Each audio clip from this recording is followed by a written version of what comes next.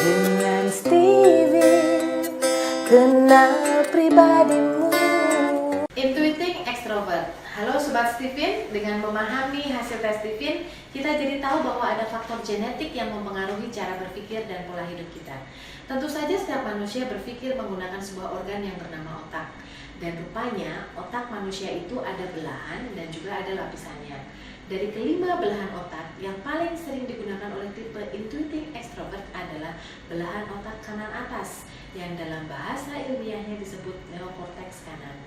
Belahan otak dominan ini dalam ilmu Steven dinamakan mesin kecerdasan. Sebagaimana sebuah mesin, tentu saja ada hard disk dan ada operation systemnya. Mesin kecerdasan di dalam Steven merupakan operation system pada otak. Dengan demikian, cara berpikirnya bertipe intuiting. Selain belahan otak, ada juga lapisan otak yang aktif di antara lapisan otak luar dan dalam. Pada intuiting extrovert, lapisan otak yang aktif adalah lapisan luar. Steven menyebutnya extrovert, sementara lapisan otak dalam dinamakan introvert. Extrovert-introvert Steven berbeda dengan extrovert-introvert dalam psikologi umum. Di Steven, extrovert-introvert menunjukkan letak drive motivasi dari mesin kecerdasan. Coba bayangkan sebuah lapisan otak luar yang berwarna abu-abu itu karakteristiknya renggang sehingga mudah dipengaruhi oleh lingkungan luar. Disebut juga drive motivasinya dikendalikan dari luar ke dalam. Sementara lapisan otak dalam yang berwarna putih karakteristiknya rapat sehingga sulit dipengaruhi dari luar. Dengan demikian maka drive motivasinya dikendalikan dari dalam ke luar. Perpaduan antara mesin kecerdasan dengan drive motivasi ini yang dalam Steven disebut sebagai personality genetic.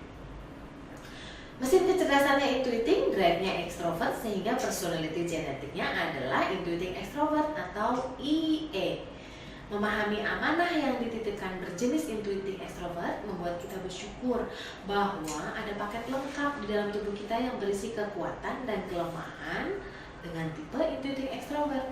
Agar rasa syukur semakin besar, maka semestinya berfokus pada penggemblengan kekuatan sehingga kelemahan-kelemahan akan tertutupi dengan sendirinya. Fokus, satu, hebat. Yuk kita bahas apa saja sih kekuatan dan kelemahan, juga bagaimana sebaiknya menggembleng kekuatan agar semakin optimal kebermanfaatan hidupnya. Intuition kata kuncinya, cara berpikirnya dominan menggunakan intuisi, yaitu cara berpikir ke masa depan. Dianggap sebagai orang yang rabun dekat karena terlalu fokus dengan hal-hal yang akan terjadi di masa depan. Senang memprediksi hal-hal yang akan terjadi di masa depan melalui melihat kejadian-kejadian di masa kini. Terkadang terlalu mudah terbawa oleh pengaruh lingkungan, cenderung tampak terlalu fleksibel dan kurang teguh pendirian. Ini adalah efek dari lapisan otak luar yang lebih aktif, dan dia mudah hanyut terpengaruh dengan percakapan orang di luar dirinya. Baterai dirinya seolah ada di luar dirinya. Hal ini yang membuatnya tak hanya fokus dengan ide-ide sendiri, tapi juga memandang kebutuhan lingkungan, membuat karya seni untuk orientasi pasar. Artinya, ide yang ditampung, dimodifikasi, dirakit menjadi sebuah inovasi baru yang sesuai dengan kebutuhan pasar. Dengan demikian, idenya akan lebih mudah diterima orang dan akan bisa lebih mudah dijual, sehingga menghasilkan margin keuntungan yang besar. Tak hanya mengejar volume sebagaimana orang sensing, tapi dia akan fokus pada kualitas sehingga tak perlu menjual banyak, tapi marginnya besar, keuntungannya tetap besar. Nah, cenderung senang merakit ide yang bertebaran di sana-sini. Akan menjadi lebih indah bila ide-ide mentah dimodifikasi sehingga menghasilkan nilai tambah yang sekaligus juga digunakan dan bisa memenuhi kebutuhan orang lain. Cara berpikir terbuka seperti ini yang disebut sebagai proses kreativitas. Maka dia dianggap sebagai orang yang kreatif dalam menciptakan ide. Padahal menurutnya dia itu nggak mencipta, tapi hanya menggabungkan ide dengan pola tertentu, lalu merakitnya kembali menjadi sesuatu yang sedikit berbeda. Terkadang dia mengalami yang disebut fantasi, yaitu seolah berada di masa depan, membayangkan sesuatu sudah terjadi di masa depan. Dan ketika dia tersadar, dia kaget bahwa fantasinya tak sesuai dengan kenyataan. Bila terlalu sering mengalami hal ini akan bisa mengakibatkan masalah. Untuk itu perlu untuk mendaratkan kata, yaitu menyadarkan dirinya untuk merakit idenya menjadi karya nyata.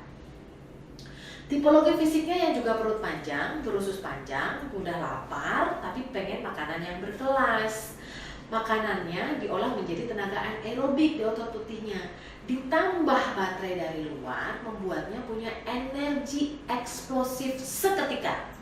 Meledak-ledak seketika, selalu ingin berubah. Seringkali tiba-tiba terbersit ide dari melihat wawasan baru. Seringnya berubah pikiran. Perubahan ini membuatnya terkadang terkendala dalam mengambil keputusan. Dan bahkan akhirnya kehilangan arah. Ingin selalu dinamis sehingga rasanya mudah bosan. Mudah bosannya ini sering menjadi kendala dalam hubungan sosial. Dia seringkali melakukan hal-hal yang tak diduga oleh lingkungannya. Apalagi kalau lingkungannya terlalu banyak aturan dan kegiatannya hanya itu-itu saja. Kepala yang memproduksi ide rasanya tak nyaman berada dalam lingkungan seperti itu. Ada keinginan untuk memberontak dan melawan kebiasaan-kebiasaan yang menjemukan seperti itu dengan melakukan hal yang lebih menantang. Baginya pekerjaan seperti detektif, menemukan jawaban atas hal-hal yang tak tampak, yang menaikkan adrenalin justru akan terasa lebih menyenangkan baginya. Dalam berhubungan dengan orang lain juga membutuhkan penyegaran-penyegaran agar suasana terasa berbeda. Ada kalanya dia lari ke dunia imajinasi berupa film-film fiktif, lari dari dunia nyata untuk menikmati hal-hal baru yang tak pernah ditemuinya di dunia. Hal ini dilakukan untuk membunuh kebosanan. Selain itu, tantangan dan wawasan dalam film-film tersebut seperti merecharge energi untuk kembali menciptakan inovasi baru. Tentunya mendapatkan wawasan juga tak murah ya, tapi dia rela mengeluarkan uang untuk membeli kesenangan yang menambah wawasan dibanding bersenang-senang dengan lingkungan sosialnya. Nah, hal ini terkesan seperti asosial, senang asik sendiri ketika mencari kesenangan. Bahkan tampak seperti orang yang menikmati dunianya sendiri.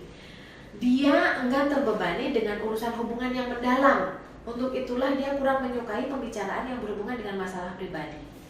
Meski dia dianggap romantis, karena seringkali pembahasan hubungan cinta itu menggunakan bahasa sastra dan menyampaikan perasaannya dengan bunga. Kalau dia jatuh cinta, bahasanya bahasa sastra. Lagunya ini seperti ini nih. Kemarin kulihat awan membentuk wajahmu, desau angin meniupkan namamu. Aku pun terpaku semalam. Bulan sabit melengkungkan senyummu, tabur bintang serupa kilau auramu. Baru ku sadari, ku segera berlari. Nah itu tuh, dia kadang-kadang sibuk dengan romantismenya tapi sadarnya belakangan, begitu ya. Sesungguhnya dia lebih memilih untuk bicara konsep besarnya saja dibanding dengan hal-hal detail yang membuatnya tak nyaman.